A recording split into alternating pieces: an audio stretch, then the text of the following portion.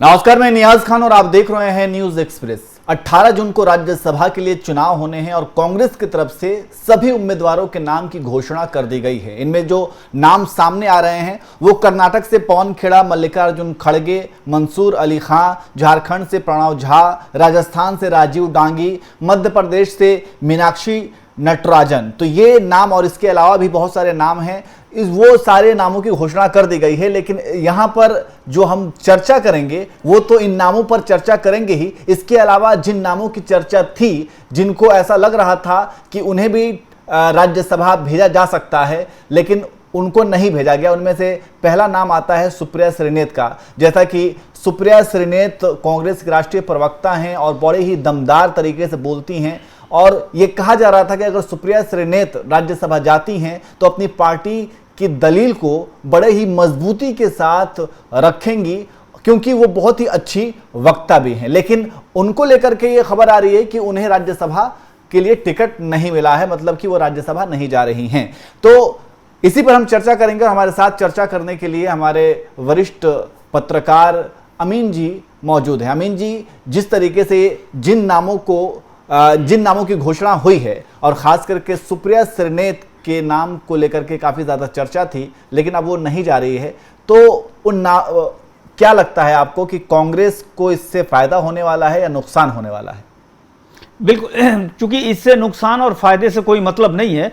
ये राज्यसभा का चुनाव एक ऐसा चुनाव है जिसमें जो नेता हैं, जो इसका क्या कहते हैं कि आनंद ले चुके हैं सत्ता का या लोकसभा के सदस्य का, जो उनका एक अलग ऑरा होता है, तो वो उसी के चक्कर में या उसी के मोह फांस में वो फंसे रहते हैं। तो इसलिए पार्टी या जुगाड़ लगाने लगते हैं। लेकिन जो कार्यकर्ता, जो जमीनी कार्यकर्ता है, जो पार्टी के लिए काम करता है, जो पार्टी के लिए अपनी बातें रख रहा है, तो पार्टी का एक बेस होता है कि कम से कम उस कार्यकर्ता तक भी पहुंचे कि जो उसकी बात रखता रहा है और उसे इग्नोर ना किया जाए। आपको याद होगा, मैं दर्शकों को एक बात याद दिलाते चलूं कि 30 मई 2022 को जब राज्यसभा का चुनाव हुआ तो कांग्रेस ने 10 उम्मीदवारों की घोषणा की थी, जिसमें पी चिदम्बरम, जयराम रमेश, राजीव शुक्ला, प्रमोद तिवारी और इमरान प्रतापगढ़ी जैसे नाम थे। तो जब ये नाम आए तो उस वक्त उन्होंने एक बात लिखी थी कि मेरी तपस्या में कहीं जो है कमी रह गई थी।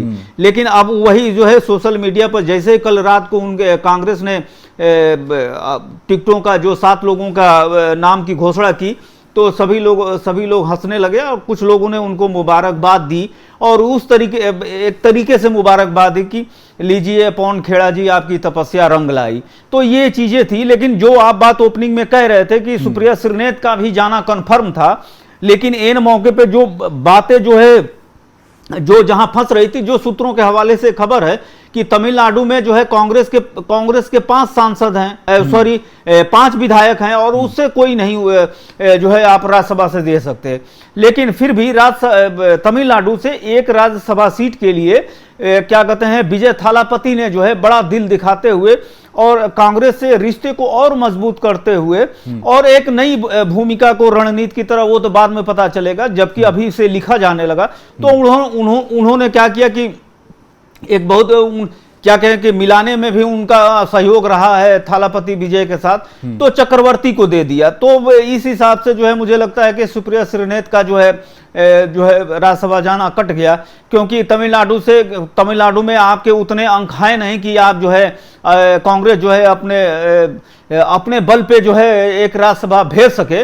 लेकिन इसमें जो है दोस्ती काम आई। इससे चुनाव से पहले जो है चक्रवर्ती के बारे में ये कहा जा रहा था कि वो जो है सेतु का काम किए थे तमिलनाडु और दिल्ली के बीच में, और उसी का नतीजा हुआ कि कांग्रेस पार्टी जो अपने पुराने सहयोगी डीएमके को छोड़ दिया और जो है 5 सीटों के साथ जो है क्या कहते हैं इनके साथ आई, और एक ड्रामा हुआ। ये दर्शक भी जानते हैं, आप भी जानते हैं।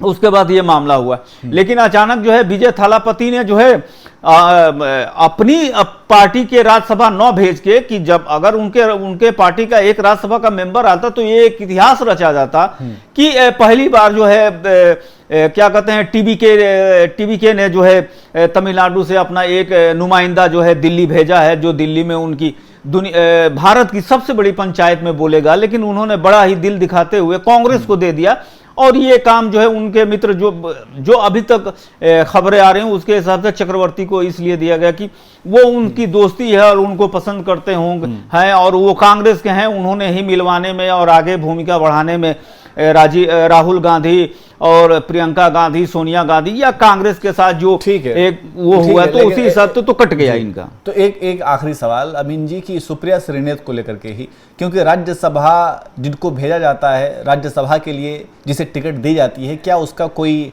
एक स्टैंडर्ड या मानक होता है जिसपे अगर वो नेता खरा उतरते हैं तभी वो भेजा जाएगा? क्योंकि सुप्रिया श्रीनेत को लेकर के जो बातें कही जा रही थी कि वो एक डिजर्विंग कैंडिडेट थी राज्यसभा जाने के लिए कांग्रेस की तरफ से, लेकिन उनको नहीं दिया गया, तो इसके पीछे क्या वजह हो सकती है?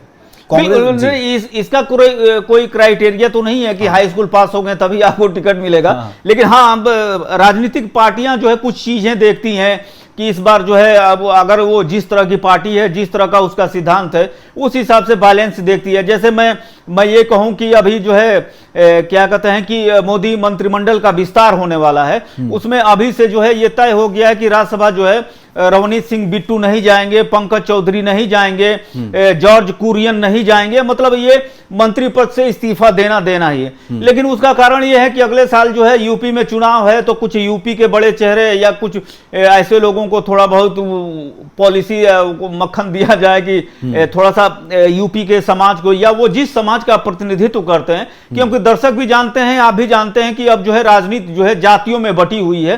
तो पार्टियां जो है इस जात के कितने हैं, ये उस जात, जैसे कांग्रेस ने जो है नीरज डांगी को दिया है राजस्थान से, ये दूसरी बार रिपीट हो रहे हैं, वो जो है आदिवासी दलित से आते हैं, तो उस हिसाब से ये देखा जाए तो चीजें होती है। और दूसरी चीज, बंगाल में बीजेपी अभी नई जीती हुई है, तो वहां से भी कुछ मिनिस्टर बुलाएगी और कुछ लोगों को केंद्र सरकार में भूमिका होगी, तो ये बैलेंस होता है। आपको एक दिलचस्प बात बता दें कि मीनाक्षी नटराजन का जो नॉमिनेशन है या जो उनके नाम की घोषणा है, इस पे बड़ी दिलचस्प पिछले 6-7 महीने से चल रही थी। उसके लिए जो है पूर्व मुख्यमंत्री कमलनाथ साहब दिल्ली में डेरा डाले हुए थे, सारे लोगों से सिफारिश लगा रहे थे कि मुझे राज्यसभा भेजा जाए, मुझे राज्यसभा भेजा जाए। लेकिन सूत्रों से खबर यह है कि जो उन्होंने पीछे जो बीजेपी से मिलने का जो भी और भागने का या अपने बेटे के नकुलनाथ के टिकट की जो बात थी, वो सारा ड्रामा जो है केंद्रीय नेतृत्व जानता था। तो उसका नतीजा ये हुआ कि जो है यहां तक कि राहुल गांधी से मिलने का भी वक्त नहीं मिला, जबकि 70 के दशक से जो है कमलनाथ साहब को इंदिरा गांधी का तीसरा बेटा कहा जाता है। तो वो अब जब उनको टिकट नहीं मिला, और इस बार जो है कांग्रेस जो है एक नए सिरे से चल रही है। तमिलनाडु में देखिए कि कैसे तुरंत जो है डीएमके से रिश्ता तोड़ लिया। कर्नाटक में कांग्रेस ने, राहुल गांधी ने या राहुल गांधी की टीम, मल्लिकार्जुन खड़गे, सभी लोगों ने कैसे जो है सिद्धारमैया को हटाया, डीके शिव कुमार को किया। तो ये एक नए तरीके से 2029 की तैयारी है। तो तभी जो है कमलनाथ को एक सीनियर लीडर हैं संजय गांधी, उनके मित्र रहे हैं, उनकी बहुत सी कहानियां हैं, दर्शक भी अगर कोई जानता होगा तो जानते होंगे। बिल्कुल। तो उस हिसाब से उनको टिकट न देके मीनाक्षी को मिला। तो मुझे लगता है कि सुप्रिया श्रीनेत को अभी थोड़ा इंतजार करना होगा कि अगली बारी में जो नवंबर दिसंबर या अगले साल जो राज्यसभा के, चूंकि राज्यसभा का आप भी जानते हैं कि हर 3 साल पे जो है ये खाली होता है, तो जो है एक अगले चुनाव में हो सकता है इनको मौका मिले। बिल्कुल। तो कुल मिलाकर के कांग्रेस ने थोड़ी सी रणनीति में बदलाव किए हैं, और हालांकि ये बदलाव कभी कांग्रेस को नुकसान भी किया है। पंजाब में आप देख सकते हैं कि पंजाब में किस तरीके से जब कैप्टन अमरिंदर सिंह को हटा करके चरणजीत सिंह चन्नी को जब वहां पर मुख्यमंत्री बनाया गया, उसके बाद जो चुनाव हुआ पार्टी हुई, हार गई। तो उसका क्या नतीजा हुआ आपको ये पता है। तो अब ये डीके शिव कुमार को जो हटाया गया, माफ कीजिएगा, सिद्धारमैया को जो हटाया गया और डीके शिव कुमार वहां पर मुख्यमंत्री बने हैं, तो उसका क्या नतीजा निकलेगा ये तो भविष्य बताएगा। लेकिन फिलहाल जो राज्यसभा में नेताओं को भेजने की बात है, तो उसमें से जो बड़े नेता तो तमाम बड़े नेता हैं, लेकिन खास करके पवन खेड़ा और मल्लिकार्जुन तो पहले से राज्यसभा में हैं, उन्हें फिर से भाई वो तो अध्यक्ष हैं, उनको हाँ, तो जाना ही जाना, हाँ, उनको तो उनको जाए बगैर कैसे होगा? मल्लिकार्जुन तो पहले ही से हैं। अब रही बात कि पवन खेड़ा की, तो पवन खेड़ा भी इस बार जा रहे हैं और मंसूर अली खां जो हैं कर्नाटक से, ये तीनों जा रहे हैं। और सुप्रिया श्रीनेत को लेकर के जो बात चल रही थी, जो अटकलें लगाई जा रही थी कि उन्हें भी राज्यसभा भेजा जा सकता है, लेकिन अब जो है वो फाइनल हो चुका है कि वो राज्यसभा में नहीं जा रही हैं। वैसे आप इन तमाम कांग्रेस के कैंडिडेट पर क्या कहेंगे, कमेंट करके ज़रूर बताएं।